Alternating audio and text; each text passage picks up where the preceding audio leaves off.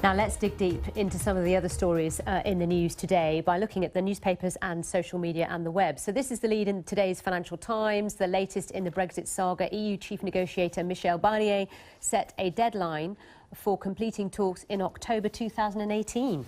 Well, Britain's Daily Telegraph stories are still focusing on Brexit and what it means, but highlighting the fact that Prime Minister Theresa May announces that Parliament will be given a vote on triggering Article 50 by the end of March next year, seen as an attempt to try and buy off some of the rebellion within her own ranks.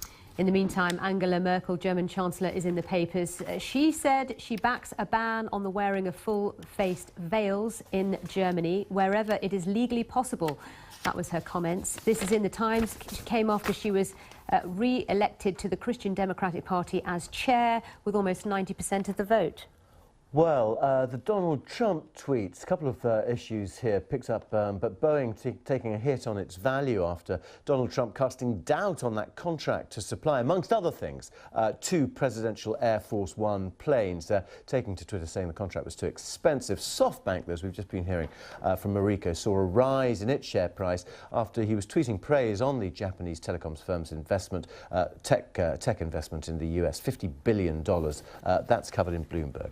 And South China Morning Post has it on its front page the other big spectacle going on Tuesday, the ongoing political fallout surrounding embattled South Korean President Park. Today, it stretches to the country's leading corporate chiefs who they did appear before a parliamentary panel. It was on live TV. It was quite a spectacle. It was. These people hardly ever appear in public and hate it even more when they do.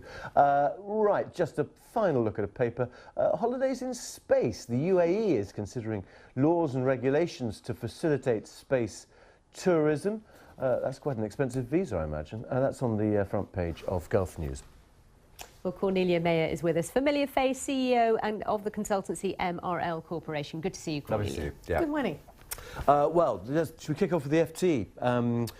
May agrees to lay out Brexit plans. Barnier seats deadline for talks. So, I mean, this isn't what Britain anticipated, is it? I mean, I thought they felt they had 2 years and then it would be ratified later actually, on. Barnier does what every good manager does.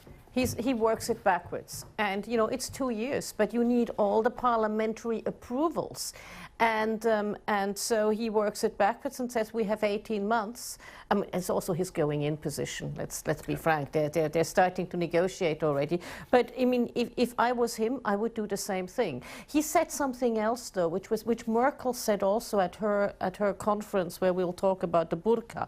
But when she didn't talk about the burqa, she said Britain has to be aware that the four right movements, the movement of people, capital, services and goods are indivisible. Yeah. So those are the three things. things. Britain couldn't cherry pick to huge exactly, cheers. which Barnier said as well. So, yeah. So they clearly are on the same message. Just to explain, Michel Barnier is the EU's chief negotiator, yes, isn't he, on Brexit? And a former foreign minister of France and the former commissioner for finance, where he was not always easy to deal with for the city of London. The British government, he's probably the last person they wanted to be in charge of this. He always enraged them, and then in the end he made some concessions anyhow. So giving 6 months for 27 national governments to sort of ratify, is that long enough? I don't think so. I don't think so. I don't think so. So I think what he's done, he's put a warning shot across the bow and said, look guys, it's not quite that easy. Theresa May, though, has already rejected it, according to some of the papers. So talking of Theresa May, it would seem she's had to go back on herself, really. Well, she's had to go back on herself, but, you know, she said we don't have to consult, we don't have to have a vote, and it's now in front of the Supreme Court, which is, by the way, a new institution, was formed in 2009. For the non-UK viewers, we don't have a written constitution, so things are a little bit fuzzier here, because it's a body of work. And just briefly on that, I mean, that is interesting, because the government is saying, Theresa May is saying that with the referendum, it gives them the right to do it, the prerogatory powers, but a government a very senior member of government who's actually taking Prime Minister's questions today, said before the referendum, apparently, that this would be an advisory decision, not giving it prerogative power. So we've got that hearing, which is going on, and it's interesting what the Daily Telegraph here says, and where they have a point. They say, okay, if you vote actually against Article 50, you vote against the prerogative of the people, and the people have spoken. Sally, yesterday your business bulletin was starting with going, gone. Angela Merkel left, obviously in power, but facing elections. Let's just look at the Times. What do you think about this? Do you think she genuinely believes that there should be a ban on burqa in public places? The world is moving to the right, and the world is moving towards a place which is less tolerant. I think, for me, I think there shouldn't be a ban, but she is under pressure from the AfD, the Alternative for Germany, who are quite right-wing and who is really making headways. So she needs to, and she has been very liberal on letting refugees in, and she's been really pilloried, especially by her sister party from Bavaria, the Christian Social Democrats, the CSU. So she is essentially giving in. It's quite interesting, though, because having said all that, and it looks like she's giving in and she's having to sort of steer her way with the popular vote in Germany. She has been, you know, reappointed as leader of the CDU. Yes, and she got an 11-minute standing ovation, which is good. Well, thank goodness. And also, just on this, you know, she would impose a ban on burqa where possible. Where possible. But you know, it's not just burqa. A shuttlecock burqa is one thing. The niqab, where you just cover the face, is another thing. So, I mean, not the face. You still see the eyes, but never mind. It's quite hard, isn't it, to keep up with the Trump Twitter feed and what he's saying about various things. Well, we heard about Boeing and Air Force One, and now about SoftBank. Yeah, well, you see, the thing with him is he's still mentally he's still a deal maker. So, you know, he goes out, makes an outrageous statement, which is a deal maker you can. It's your going in position.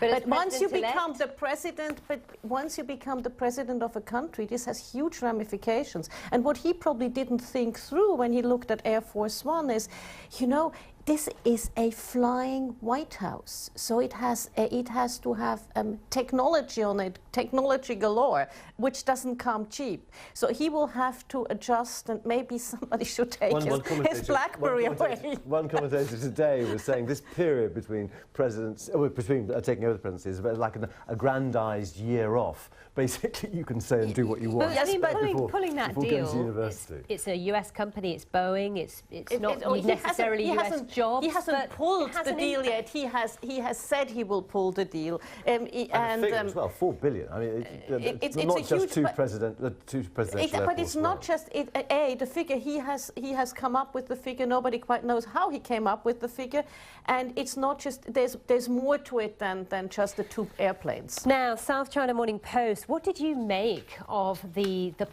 very public grilling of the heads of companies like Samsung, Hyundai yesterday? This whole scandal unfolding in South Korea. It's very unusual, but you see that. You also see that in Japan, by the way, and the Koreans will hate me for taking a parallel with Japan. But you also see it in Japan when something really bad happens in a company, people come out and apologize, and it was a very public grilling. This was kind of a grilling about what they've been doing. It was a grilling, but they all basically said, look, it's very hard if the government, in our culture and our country, when the government nudges you towards something, you walk. Political networking, and actually what's interesting, they were asked about their own personal tax affairs in terms of how much they'd avoided or inheritance tax. And these guys just didn't know. You know, and these are the heads of the organisation. Their accountants know. Well, yeah, I didn't. I thought they might have been up there with their lawyers. Exactly. All right, space tourism. Are you keen?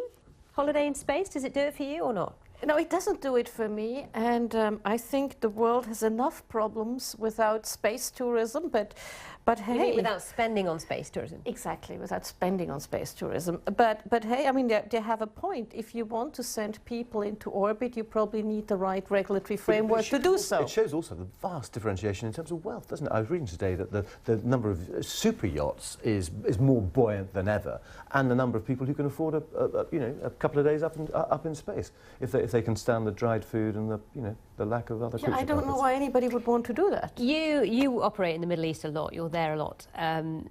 Is Is it exciting there? Is it something they'd really want to do? Is there an appetite? Is there a demand for it? I can see that amongst a certain segment of super rich, especially in GCC countries, it could become a status symbol, and they love status symbols. Look at the cars, look at the jewellery, look at the palaces. Plenty of opportunity for selfies up there if you can catch your phone as it's flying around. Cornelia Meyer, thank you very much. Lovely to see you.